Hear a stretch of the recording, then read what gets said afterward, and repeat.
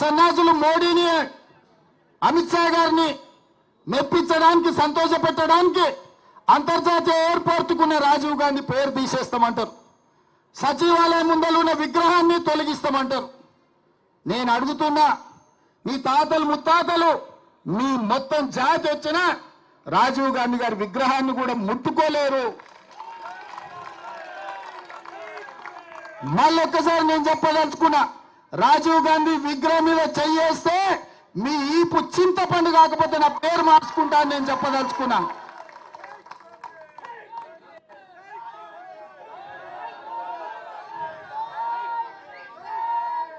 ఆసామాసిగా అల్లా తప్పగా అక్కడ ఎవరో ఆ విగ్రహం పెడుతున్నారని మీరు అనుకుంటున్నారేమో.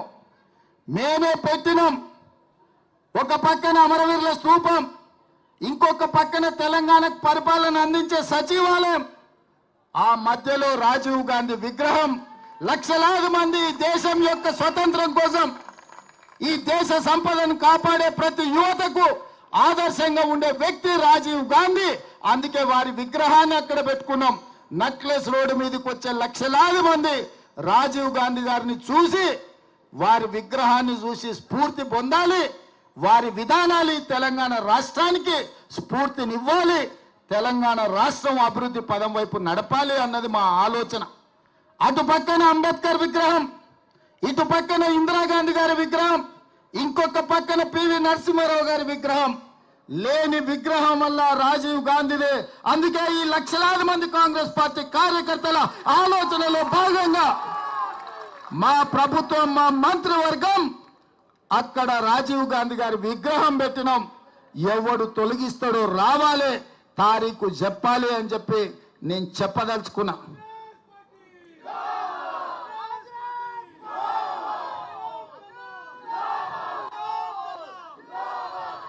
అదే విధంగా 10 ఏళ్ల తర్వాత ఉద్యోగం ఊడినాక, ప్రజలు వంగబెట్టి దంచినాక ఈ సన్నాసులకు తెలంగాణ తల్లి గుర్తొచ్చింది.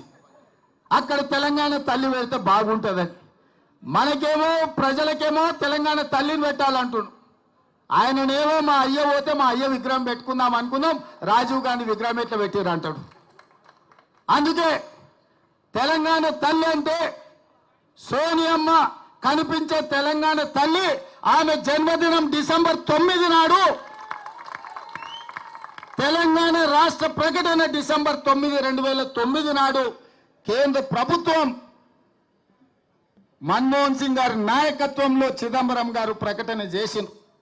అక్కడ ఇక్కడ కాదు, ఈ రాష్ట్ర పరిపాలనను అందిస్తున్న సచివాలయం లోపట, బయట ఎక్కడో కాదు, సచివాలయం లోపట డిసెంబర్ 9 నాడు తెలంగాణ తల్లి విగ్రహం పెట్టే బాధ్యత మేము తీసుకుంటాం. ఈ సన్నాసులు 10 ఏళ్ళ అధికారంలో ఉన్న తెలంగాణ తల్లి విగ్రహం పెట్టలే. 10 నెలల లోపలనే తెలంగాణ తల్లి విగ్రహాన్ని పెట్టి ఆ తెలంగాణ తల్లికి నిజమైన వారసులమని నిరూపించుకునే బాధ్యత ప్రతి కాంగ్రెస్ పార్టీ కార్యకర్తదని నేను చెప్పదలుచుకున్నా. అందుకే మిత్రులారా, ఇవాళ మనం రైతు రుణమాఫీ చేస్తే రైతులను రెచ్చగొట్టాలని వాళ్ళ కార్యకర్తలు రైతుల ముసుగులో ధర్నాలు చేస్తారు. నేను ఒక్కటే మాట చెప్పదలుచుకున్నా, ఏ రైతుకు రుణం రాకపోయినా, రుణం మాఫీ కాకపోయినా, ఏ రైతుకు ఏ సమస్య ఉన్నా ప్రతి కలెక్టర్ కార్యాలయంలో అధికారులను కౌంటర్ వేసి కూర్చోబెట్టి మీ సమస్యలు అక్కడ చెప్పుకోండి, వాటిని పరిష్కరించి మీకు రుణమాఫీ చేస్తామని చెప్పినాం. ఆల్రెడీ మా ఆర్థిక మంత్రి బట్టి విక్రమార్క గారు నేను 18,000 కోట్ల రూపాయలు వ్యవసాయ శాఖ ఖాతాలో వేసినాం.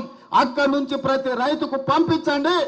మిగతా 12,000 కోట్ల రూపాయలు కూడా 2 లక్షల పైన ఉన్న వాళ్ళను మీరు 2 లక్షల పైన ఉన్న ఏదైతే బకాయిందో బ్యాంకు కట్టండి, మిగిలిన 2 లక్షల రూపాయలు మేము కడతామని చెప్పినాం. మా రెవెన్యూ మంత్రి గారు కూడా మాట చెప్పినారు. ఇవాళ అంటుండే శ్రీనివాసరెడ్డి గారు ఇంకా 12,000 మళ్ళీ కడతామన్నాడని. భట్టి గారు 7,000 కోట్లే మేము ఇచ్చినామన్నారని. అన్ని తప్పుడు రాతలు, కారు కూతలు. అందుకే రైతులకు నేను ఒక్కటే మాట చెప్పదలుచుకున్నా, రోడ్డు ఎక్కాలెందుకు, ధర్నా చేయాలెందుకు, మీకు ఆ కష్టం ఎందుకు వచ్చింది? 6 నెలల లోపల 31,000 కోట్ల రూపాయలతోటి 2 లక్షల వరకు రైతులకు రుణమాఫీ చేస్తామని 15 ఆగస్టు లోపల చేస్తామని మాట ఇచ్చిన మేము 18,000 కోట్ల రూపాయలు చెల్లించడం, బ్యాంకులలో నగదు అందుబాటులో పెట్టినాం, మిగతావి కూడా మాఫీ చేస్తామన్నాం. ఈ సన్నాసులను నమ్ముకొని రోడ్ల మీద తిరిగితే ఆయాసమే వస్తుంది.